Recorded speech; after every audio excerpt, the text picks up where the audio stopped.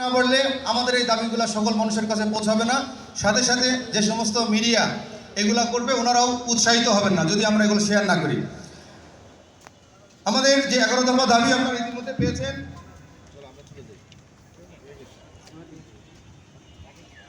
আমাদের 11 দফা দাবির অন্যতম দাবি আমি আগেই বলেছি, বাংলাদেশ পরমাণু শক্তি কমিশনের চেয়ারম্যান মেম্বারদের শূন্য পদে স্থায়ী নিয়োগ।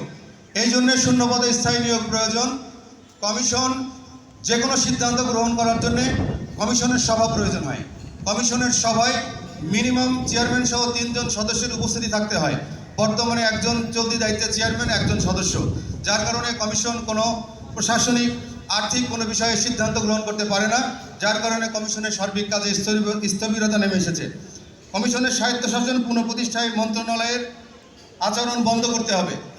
আমাদের ব্যবসায়িক আইনে স্পষ্ট বলা আছে কার কি দায়িত্ব। সরকারের দায়িত্ব নীতিগত সহায়তা দেওয়া, কমিশনের দায়িত্ব কমিশনের উদ্দেশ্য পূরণকল্পে যাবতীয় কর্ম সম্পাদন করা। কিন্তু মন্ত্রণালয় নীতি সহায়তা বাদে আমাদেরকে পরিচালনার দায়িত্ব নিতে চাচ্ছে, যার কারণে আজকে আমাদের সকলে বিজ্ঞানী কর্মকর্তা কর্মচারীবৃন্দ ক্ষুব্ধ এবং আমরা এর প্রতিবাদের জন্য এই আন্দোলনে অংশগ্রহণ করছি।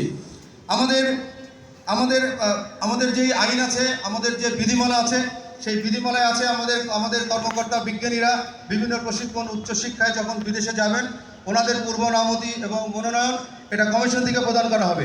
অতীতে তাই ছিল। 2011 সালের পরে বিগত সরকার কমিশনের এই অধিকারটা ছিনিয়ে নিয়ে মন্ত্রণালয় নিয়েছে। মন্ত্রণালয় নেওয়ার পর থেকেই নানান রকমভাবে আমাদের এই বিজ্ঞানীদেরকে হ্যারাস করা হচ্ছে, বিভিন্নভাবে তাদেরকে বঞ্চিত করা হচ্ছে।